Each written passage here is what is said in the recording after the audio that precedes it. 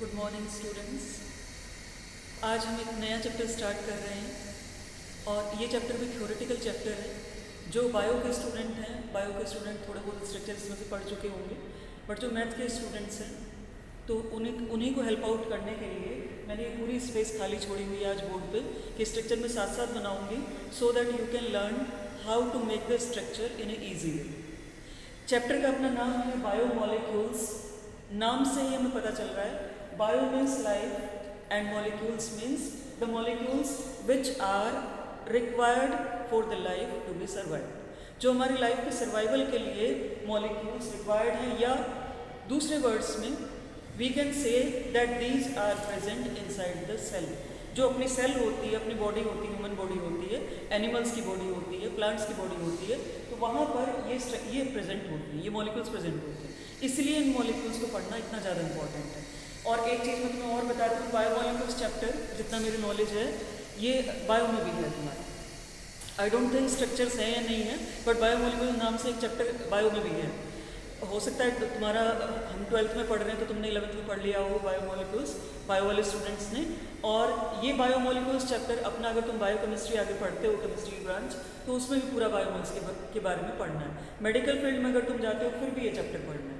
तो एक बहुत इंपॉर्टेंट चैप्टर तुम्हारे आने वाले टाइम के अकॉर्डिंग है कि आने वाले टाइम में अगर किसी भी ब्रांच में तुम जाते हो जिसमें बायोलॉजी और केमिस्ट्री कंबाइन है, तो उस ब्रांच में तुम्हें इस चैप्टर को वापस से पढ़ना पड़ेगा।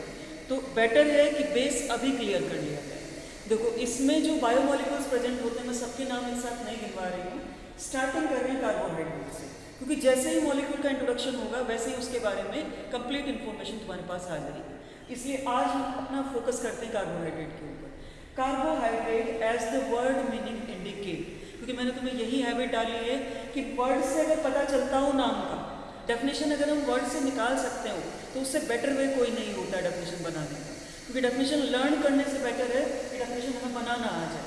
ठीक है, तो यहाँ पर कार्बोहाइड्रेट की डेफिनेशन बनाते हैं। देखो, carbo word indicates the presence of carbon in these molecules and hydrate word indicates the presence of water in these molecules. तो मैं इनको क्या बोल सकती हूँ कंबाइंड फॉर्म में in one sentence, that carbohydrates are the hydrates of carbon and hydrate word is for water, hydrates of carbon. अब यही चीज जो मैंने तुम्हें सेंटेंस में बोली है, यही बात मैंने फॉर्मूले की फॉर्म में लिख दी। CX कितने नंबर ऑफ एटम्स कार्बन के प्रेजेंट हैं, we don't know about it because they are different in different structures. H2O whole Y, उसके साथ कितने हाइड्रेट मॉलिक्यूल लगे हुए हैं, we are also not aware about it. तो Y की वैल्यू फिल कर दें, X की वैल्यू फिल कर दें, तो जो कंपाउंड बनता है वो हमारा कार्बोहाइड्रेट है।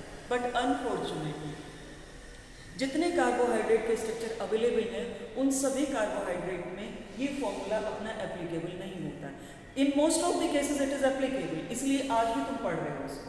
बोर्ड में मैंने आज भी सबसे पहले ये डेफिनेशन लिखी है, आज भी पढ़ रहे हैं, क्योंकि ये पहली डेफिनेशन दी गई थी जो वर्ड से रिलेट करती थी। लेकिन कुछ मैंने यहाँ पर एक्सेप्शनल केसेस लिखी, these are the exceptions.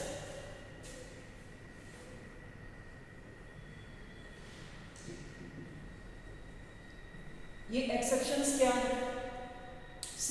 CH2O, if the number of X is 1 and number of Y is 1।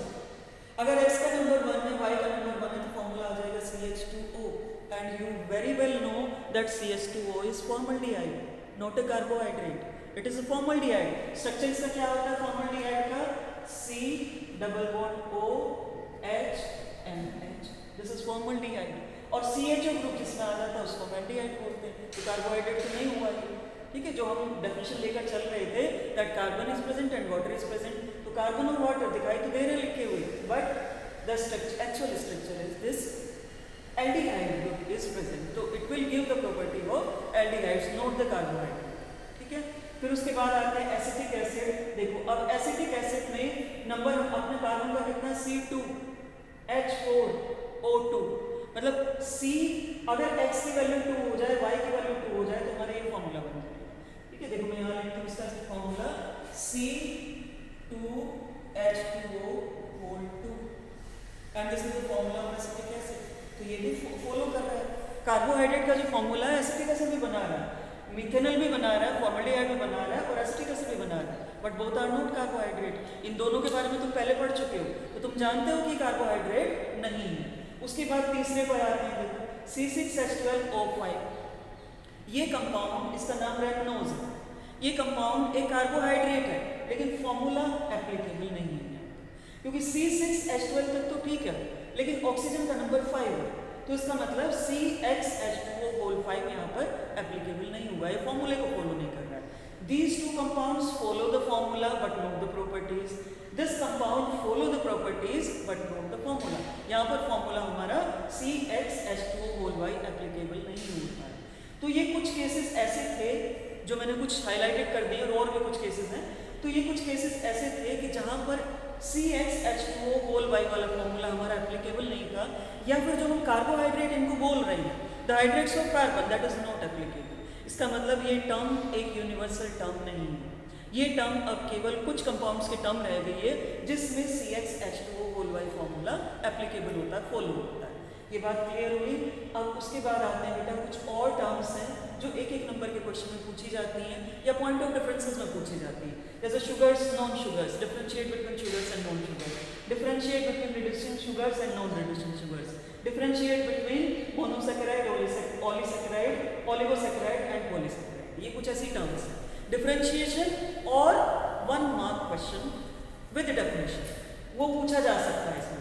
तो मैं इन सबको तुम्हें एक एक करके, इसलिए मैंने सबको अलग लिखा, अलग लिख के तुम्हें बताती हूँ। देखो, sugars is a class of compound, it was also named according to classical concept. Classical concept word हम जहाँ यूज करते हैं, it means the older concept when we were not much aware about the chemistry, जब हमें chemistry के बारे में नहीं पता था। जैसे एसिड को सोर टेस्ट वाले बोला जाता था, बेस को बिटर टेस्ट वाले बोला जाता था, सॉल्ट को सॉल्टी टेस्ट वाले बोला जाता था।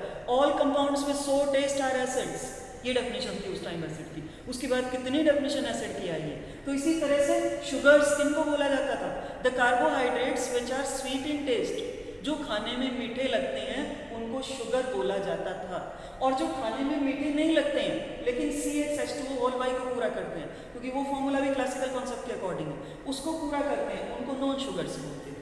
जैसे दोनों का मैं एक फॉर्मूला लिखती हूँ और एक वर्ड लिखती हूँ यहाँ पर इनको डिफाइन करने के लिए। कंप्लीट डेफिनेशन तुम्हें अपने आप लिखनी है या फिर नोट्स की हेल्प लेकर लिख लेंगे। देखो, sugars they are sweet in taste, taste based definition होगी एसिड की तरह। एग्जाम्पल, ग्लूकोज,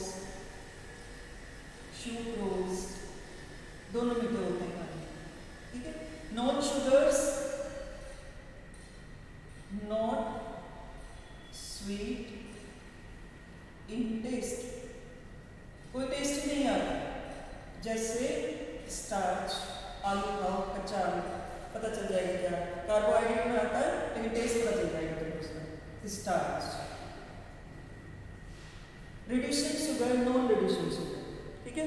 अब यहाँ पे अपने मीठे और बिना मीठे टेस्ट से अलग आ जाओ थोड़ा सा, यहाँ केमिस्ट्री लिखती है। Reducing sugars are those sugars which reduce Fehling solution और टॉलरेंस रिएजेंट।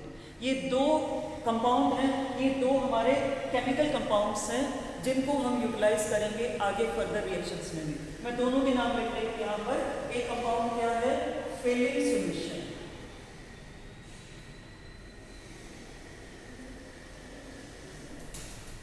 दूसरा कंपाउंड क्या है, tolerance reagent,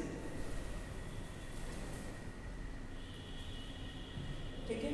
Fehling name of the scientist, Tollen name of the scientist, ठीक है। प्रैक्टिकली फेलिंग सॉल्यूशन और टॉलरेंस रिएजेंट की केमिस्ट्री में अभी नहीं जाते हैं, क्योंकि केमिस्ट्री अभी हमें इनकी पढ़नी है। ये दोनों आएंगे इसी चैप्टर में, वापस से आएंगे, इनफैक्ट एल्डिहाइड कीटोन्स में भी आएंगे, जिनकी रिएक्शंस हमें प्रॉपर रिएक्शन पढ़नी है विद देयर फॉर्मूला। तो अभी फॉर्मूले पे नहीं जाते, अभी अपने रिड्यूसिंग और नॉन रिड्यूसिंग शुगर पे जाते हैं। देखो, फेलिंग और टॉलन एल्डिहाइड और कीटोन को डिटेक्ट करने वाले सॉल्यूशन, एल्डिहाइड ग्रुप की प्रेजेंस को बता देते हैं, कीटोनिक ग्रुप की प्रेजेंस को बता देते हैं, ये दोनों ही सॉल्यूशन, ठीक है। तो रिड्यूसिंग और नॉन रिड्यूसिंग से क्या मतलब है कि अगर एल्डिहाइड कीटोनिक ग्रुप प्रेजेंट है तो वो रिड्यूसिंग शुगर में रखा जाएगा, ठीक है। रिड्यूसिंग शुगर में मतलब खुद तो ऑक्सीडाइज हो जाएगा, इसके सॉल्यूशन को रिड्यूस करेगा और खुद से ऑक्सीडाइज हो जाएगा। इसलिए दूसरे को रिड्यूस कर रहा है, तो उसकी प्रॉपर्टी के ऊपर बेस हमने उसको रिड्यूसिंग शुगर बोल दिया। तुम्हें सीधे सीधे क्या याद रखना है, इतनी लंबी डेफिनेशन में जाने की जरूरत नहीं है, सीधे सीधे याद रखो प्रेजेंस ऑफ एल्डिहाइड ग्रुप और presence of ketonic group in carbohydrate molecule makes them the reducing sugar. जिनमें एल्डिहाइड और कीटोन ग्रुप प्रेजेंट होता है, मैं बताऊंगी किस किस में प्रेजेंट होता है, प्रेजेंट होता है उनको रिड्यूसिंग शुगर बोलते हैं। नॉन रिड्यूसिंग शुगर उसके अपोजिट, जिनमें एल्डिहाइड कीटोन ग्रुप नहीं प्रेजेंट होता है, they are non reducing sugars. ठीक है, अब रिड्यूसिंग शुगर को मैं यहाँ लिखती हूँ प्रेजेंस ऑफ एल्डिहाइड और कीटोनिक ग्रुप। ठीक है, यहां पर एब्सेंस ऑफ एल्डिहाइड और कीटोनिक ग्रुप। ठीक है, इसके एग्जाम्पल में ग्लूकोज एंड फ्रक्टोज।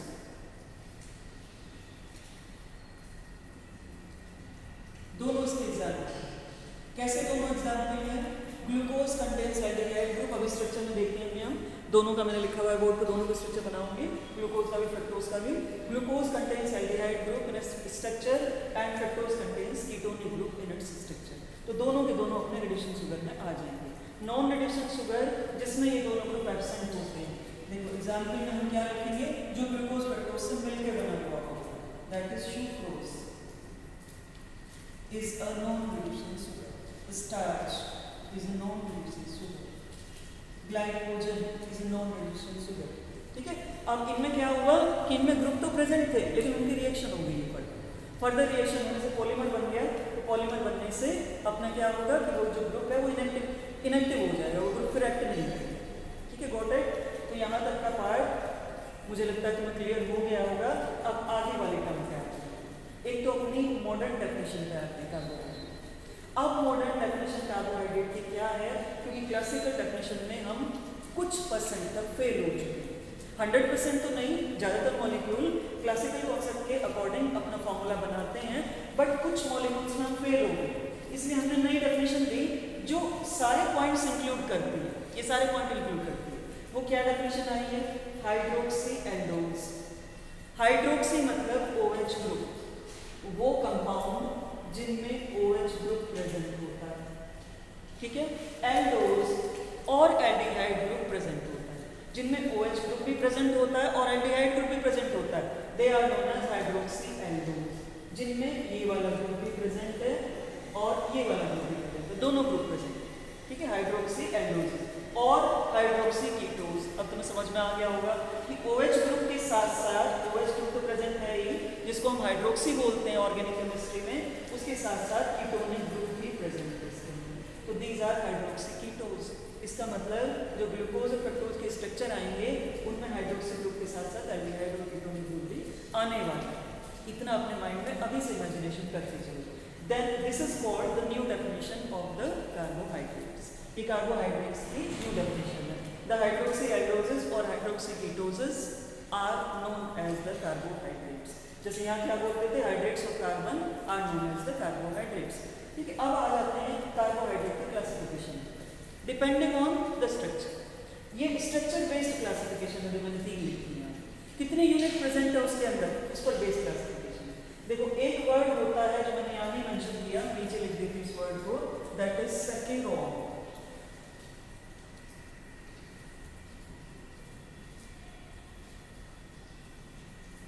HAR। सेकेरोन का मीनिंग है यूनिट ऑफ कार्बोहाइड्रेट। सेकेरोन देखो जैसे photon is a particle of light, light की एक यूनिट फोटोन।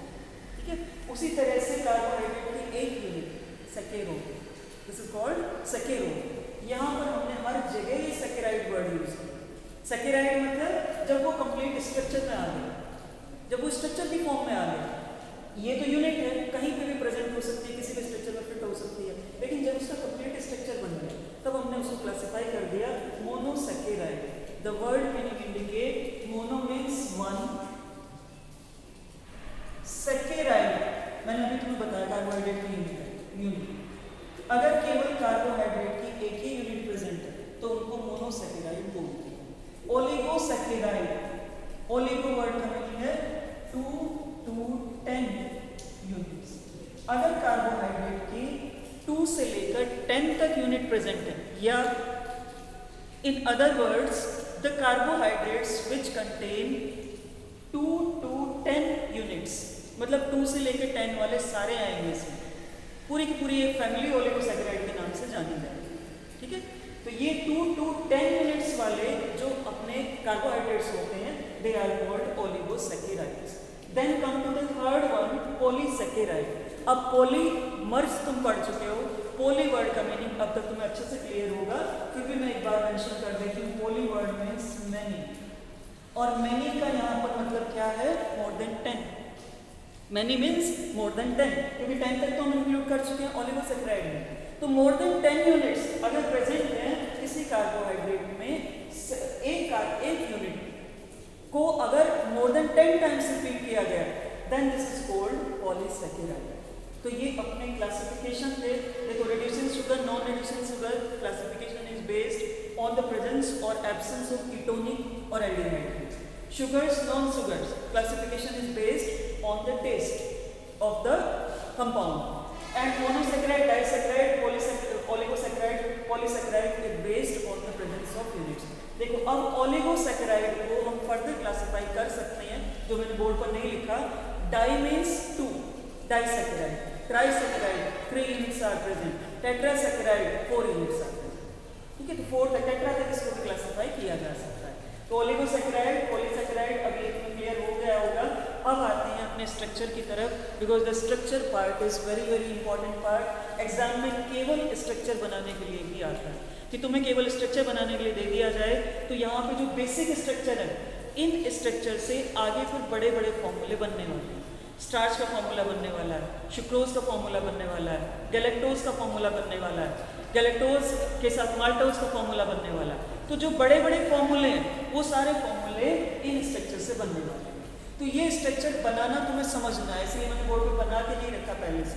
अभी साथ साथ बनाऊंगी तो तुम्हें पता चलेगा किस कार्बन पे क्या लगने वाला है, वो स्पेसिफिकली याद रखना, तो रटने नहीं पड़ेंगे स्ट्रक्चर को। देखो, ग्लूकोज का जो स्ट्रक्चर है, इसका मैं फॉर्मूला लिखती हूँ, बल्कि तीनों का फॉर्मूला सेम है, इसलिए एक ही कॉमन फॉर्मूले में काम चल जाएगा। C6H12O6, C6H12O6, C6H12O6। देखिए कितनी इंटरेस्टिंग बात है कि 3 केमिकल कंपाउंड हैं, अलग अलग स्ट्रक्चर हैं, और तीनों का फॉर्मूला सेम ही है, तीनों का सेम ही फॉर्मूला। ठीक है, अब ग्लूकोज का सबसे पहले बनाते हैं। देखो, 6 नंबर कार्बन एटम है, तो जो हमें बनाना सिखाया जाता है स्ट्रक्चर, हम कार्बन से स्टार्ट करते हैं कि कार्बन की चेन कितनी है। मैंने कार्बन से स्टार्ट किया 1 2 3 4 5 and 6। ठीक है, क्योंकि कार्बन की यूनिट जुड़ी हुई होंगी एक दूसरे से, तो उनको जोड़ देते हैं। जोड़ दिया, जोड़ने के बाद अब जो स्ट्रक्चर आएगा, फर्स्ट नंबर कार्बन पर, तुम्हें पता नहीं है पर मैं बता रही हूँ, तो इसको तुम्हें एज इंफॉर्मेशन लेना। ठीक है, इंफॉर्मेशन की तरह लेना।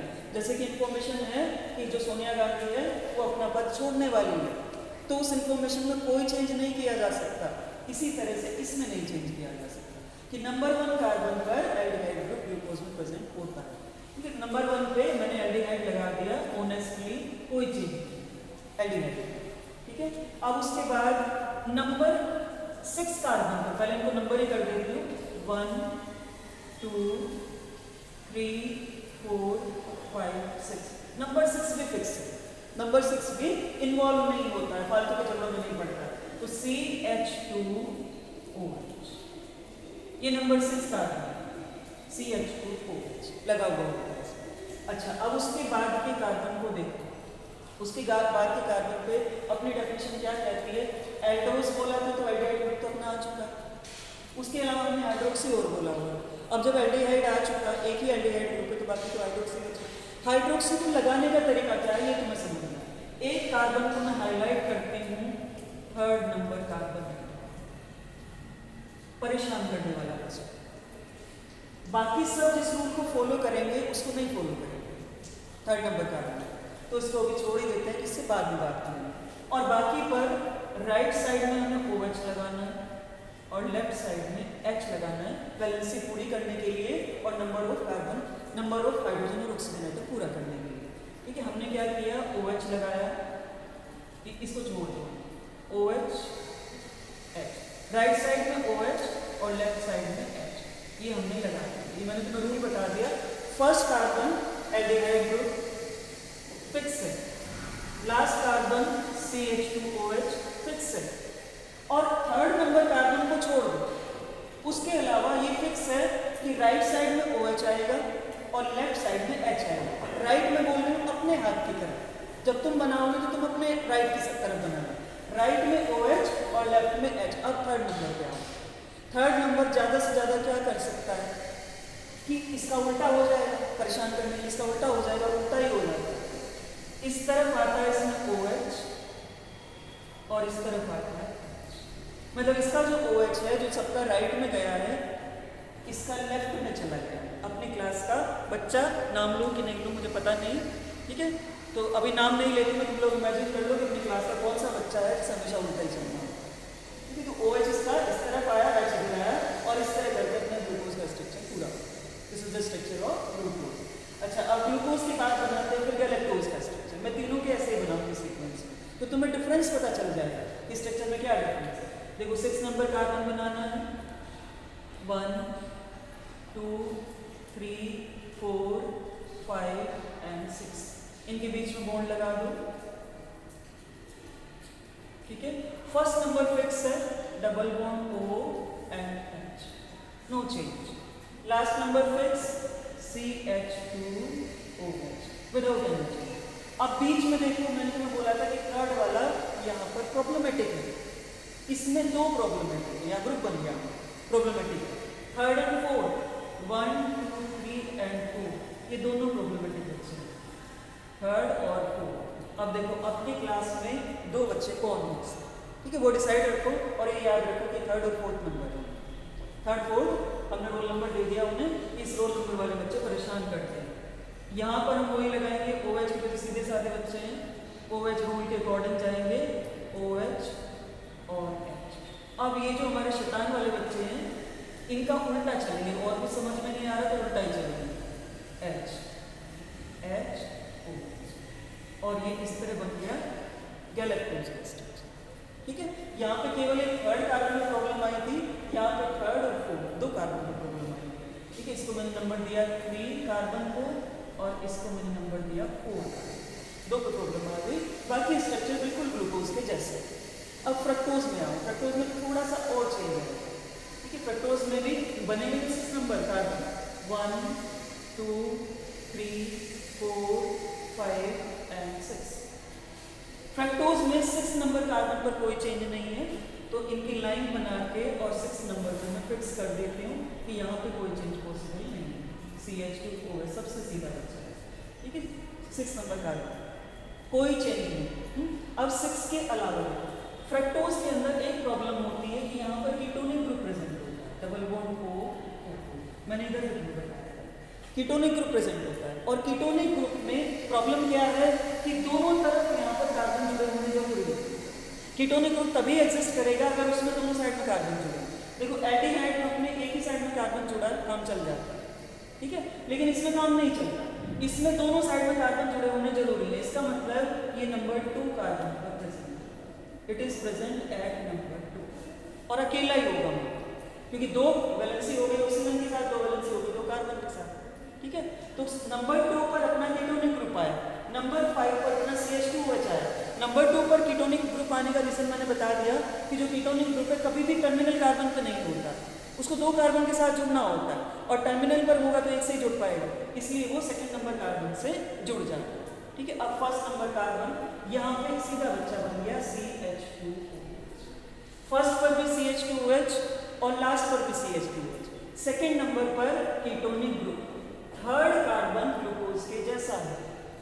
अब ग्लूकोज का स्ट्रक्चर फॉलो करना पूरा, अब कोई चेंज नहीं करना, जो चेंज कर सकते थे वो कर दिया, बाकी हमें ग्लूकोज का ही स्ट्रक्चर फॉलो करना है। ग्लूकोज के स्ट्रक्चर में मैंने तुम बोला था थर्ड को पहले छोड़ देना, उसको ज़्यादा वैल्यू मत देना, उसके बाद में बात करना। ठीक है, इसलिए इसको बनाओ OH राइट साइड में, H लेफ्ट साइड में, OH in the right and H in the left, और यहाँ पे उल्टा करो H in right and OH in, this is the structure of countries. ठीक है, क्या चेंज हुआ? सेकंड नंबर कार्बन पर केटोनिक ग्रुप आया, फर्स्ट नंबर कार्बन पे एल्डिहाइड के बजाय CH2OH आया, और बाकी स्ट्रक्चर नीचे वाला स्ट्रक्चर पूरा का पूरा सेम है, जैसे ग्लूकोज का स्ट्रक्चर, ये पूरा इसके जैसा सिमिलर स्ट्रक्चर आता है। So this is called chain structure of glucose, straight chain, किसी का भी हम बोल रहे हैं तो इसे it is called straight chain structure. तीनों, अभी दो स्ट्रक्चर और बनाना, इसलिए मैंने आधे से ज़्यादा ब्लैक बोर्ड, आधे से ज़्यादा व्हाइट बोर्ड खाली छोड़ा हुआ था। दो स्ट्रक्चर और बनाने हैं, लेकिन उन स्ट्रक्चर से पहले तुम्हें ये स्ट्रक्चर बनाने आ जाना चाहिए। अगर ये स्ट्रक्चर बनाने आ गए हैं, मैं मान के चल रही हूँ कि तुमने मेरे साथ साथ बनाया स्ट्रक्चर और ये स्ट्रक्चर बनाने तुम्हें आ गए हैं, अब सेकेंड स्ट्रक्चर में हम क्या चेंज करने वाले हैं? सेकेंड स्ट्रक्चर का नाम है रिंग स्ट्रक्चर। रिंग स्ट्रक्चर में क्या चेंज होगा? देखो, ये नंबर 1 कार्बन है ग्लूकोज और ये नंबर 5 कार्बन है ग्लूकोज। ठीक है, दोनों में डिफरेंस क्या है?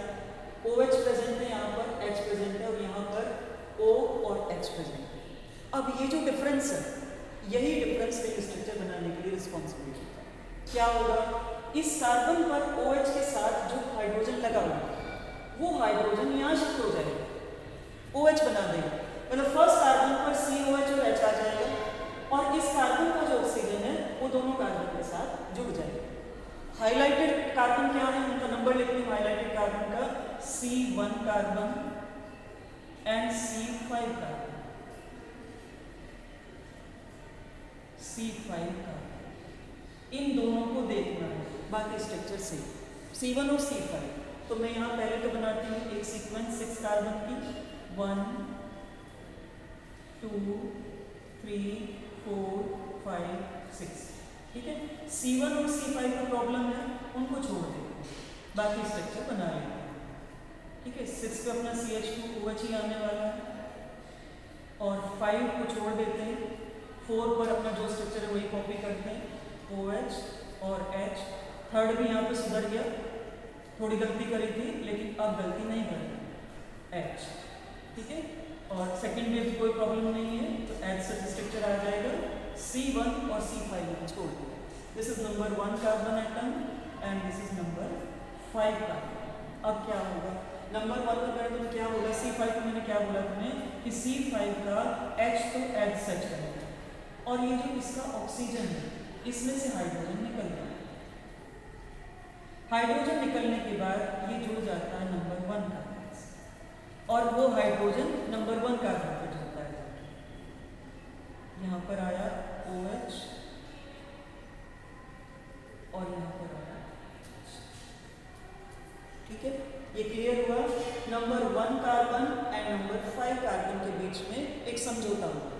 क्या समझौता हुआ है कि 5 नंबर कार्बन का ऑक्सीजन के साथ लगा हुआ जो हाइड्रोजन था, वो हाइड्रोजन इसके साथ चला गया, इसका OH बन गया। 5 नंबर कार्बन पे अब हमारे पास हाइड्रोजन लगा हुआ है, और 5 नंबर का जो ऑक्सीजन है वो क्योंकि फर्स्ट के साथ उसका कंप्रोमाइज हुआ है, तो ऑक्सीजन दोनों के बीच में शेयर हो गया। 2 बॉन्ड बनाता है ऑक्सीजन, एक इस कार्बन के साथ बना रहा है, एक इस कार्बन के साथ। ठीक है, अच्छा अब एक चीज और है बेटा, देखो फर्स्ट नंबर कार्बन पर मैंने OH यहाँ पर लेफ्ट साइड में लगाया, मेरी लेफ्ट साइड में लगाया, ये राइट में भी आ सकता है, ऐसा कोई रूल नहीं है कि ये लेफ्ट में ही जाएगा, ये राइट में भी आ सकता है, क्योंकि ऑक्सीजन ऊपर लगा हुआ था, तो उसको दिखाने के लिए मैंने इसको राइट लेफ्ट में ही ले लिया। ठीक है, लेफ्ट और राइट में जो इसकी पोजीशन आई है, वो पोजीशन अलग अलग नाम वाला ग्लूकोज बना है। ठीक है, इसका नाम क्या है हमारा, क्योंकि ये लेफ्ट में प्रेजेंट है, OH में इसके बारे में बात करें, it is present in the left side, तो इसका नाम होगा बीटा डी ग्लूकोज। डिफरेंस कहाँ पे आया? तो फर्स्ट नंबर कार्बन पर OH अगर लेफ्ट साइड में प्रेजेंट है। ठीक है, C1 यहाँ मैं मेंशन भी कर देती हूँ, C1OH इन लेफ्ट। ठीक है, वैसे नोट्स में है। उसके बाद आओ, अब राइट वाला स्ट्रक्चर बनाते हैं, इसी का राइट वाला स्ट्रक्चर बनाते हैं। तो इसका राइट वाला स्ट्रक्चर क्या बनेगा, बस फर्स्ट नंबर पे हमें चेंज करना है, COH इधर ले लो और H इधर ले लो, बाकी सब कुछ सेम, 2 3 4 5 एंड 6 CH2OH। ठीक है, फर्स्ट और फिफ्थ जुड़े हुए हैं, ऑक्सीजन बीच में लगा हुआ है, वही सेम कंडीशन रहेगी, बीच में oxygen United, fifth number carbon atom and यहाँ पर H left, OH H H OH OH। देखो नीचे वाले सेम रहेंगे, उनमें कोई चेंज नहीं आएगा। कहाँ पर चेंज है, केवल नंबर 1 कार्बन और नंबर 5 कार्बन का चेंज, वहाँ पे चेंज है। यहाँ OH इधर था लेफ्ट में, अब OH राइट में आ गया, इसको हम बोलते हैं alpha D glucose, C1OH group in right side में आते हैं C1 का OH। ठीक है, गॉट इट। हाँ, अब ये दोनों स्ट्रक्चर अगर तुम्हें बनाने आ गए तो जो अगला स्ट्रक्चर मैं ग्लूकोज का बनाऊंगी उसमें तुम्हें कोई प्रॉब्लम नहीं आने वाली। पहले ग्लूकोज को ही खत्म कर दो। ठीक है, ये क्या है, ये ग्लूकोज के साइक्लिक स्ट्रक्चर्स हैं। These are the cyclic structures of glucose.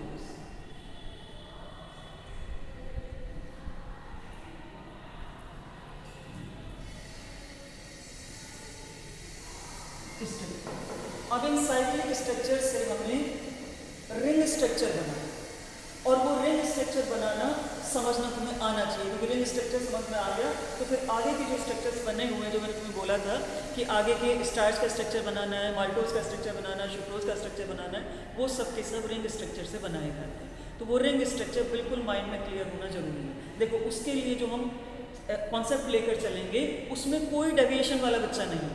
जिसको जितना डेविएट करना था वो कर चुका है।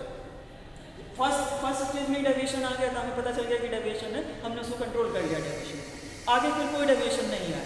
अब अगर कॉन्सेप्ट तुमने समझा, अगर तुम्हें ये स्ट्रक्चर बनाना है तो अपने आप आ जाएगा बनाना।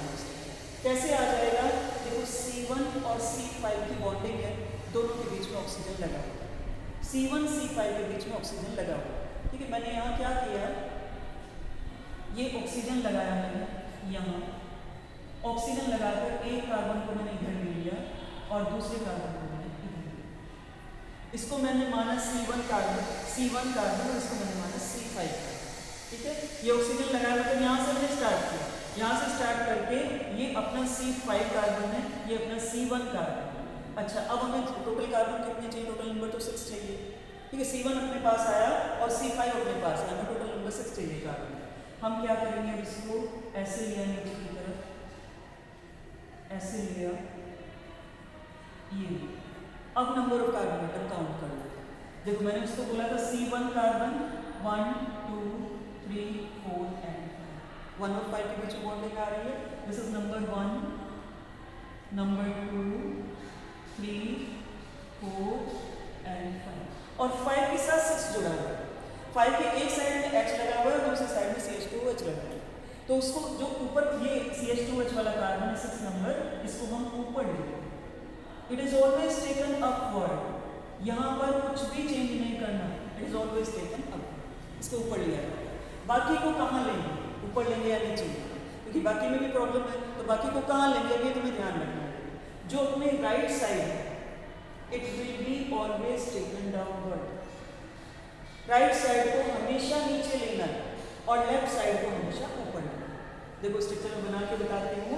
हमने यहाँ पर ये लगा दिए 2 बॉन्ड, क्योंकि कार्बन में 2 बॉन्ड हो चुके हैं, 2 और खाली कार्बन के बॉन्ड, ये हमने बॉन्ड लगा दिया, ये बॉन्ड। अब इन बॉन्ड पर पहले राइट साइड लगा दिया, नंबर 1 कार्बन है अपना, तो 1 कार्बन पर राइट साइड में H ऊपर लगा दिया, मैंने H ऊपर लगा दिया, OH नीचे लगा दिया। हाँ, गलत किया मैंने, नीचे आया, राइट साइड नीचे, right side will be down, OH and OH। ठीक है, पहले राइट ही लगा, H के बाद आ रहा है अपना OH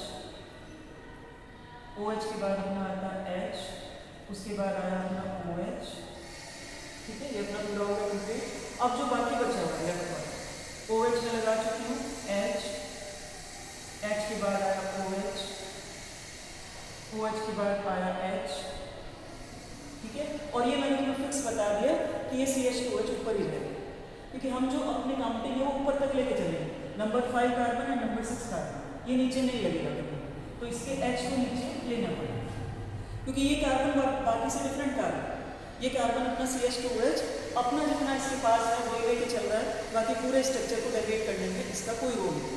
तो ये अपना स्ट्रक्चर किसका बना, ये स्ट्रक्चर अपना बना बीटा डी ग्लूकोज का स्ट्रक्चर, ठीक है, क्लियर है। अब इसी तरह से अल्फा डी ग्लूकोज का स्ट्रक्चर हम बना सकते हैं। देखो वो स्ट्रक्चर मैं बना के इसीलिए बता रही हूँ कि एक बार ये रिवाइज हो जाएगा कि स्ट्रक्चर कैसे बनाना है और तुम्हें बनाना आ जाएगा। हमने ऑक्सीजन लिया, ऑक्सीजन से 2 कार्बन को ऐड करना है, 1 carbon and the other carbon.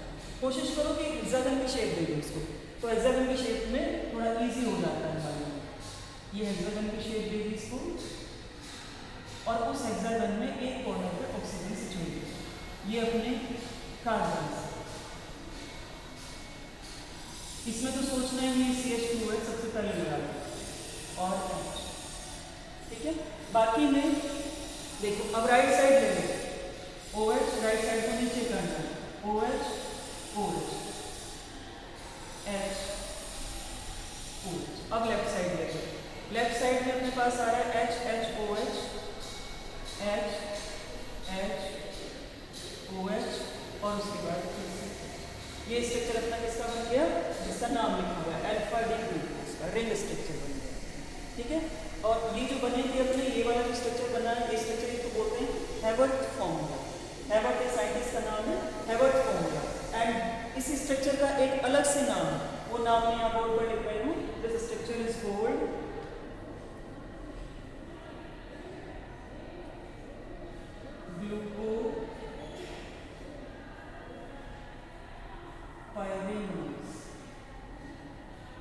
Glucopyranose. Glucopyranose नाम देने के पीछे इसका रीजन क्या है, देखो एक पायरोन कंपाउंड होता है, ये स्ट्रक्चर इस पायरोन 5 कार्बन वाला एक कंपाउंड है, 1 2 3 4 5 का कंपाउंड है।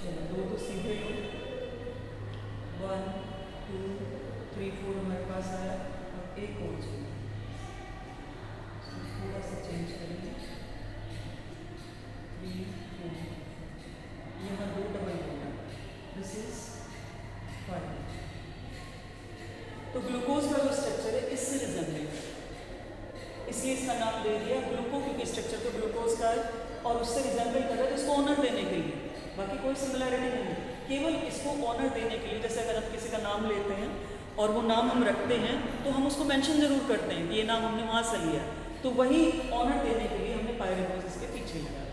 तो this is glucopyranose and this is ring structure of the glucose. Pyrone की हेल्प से हमने ग्लूकोज का रिंग स्ट्रक्चर बनाया।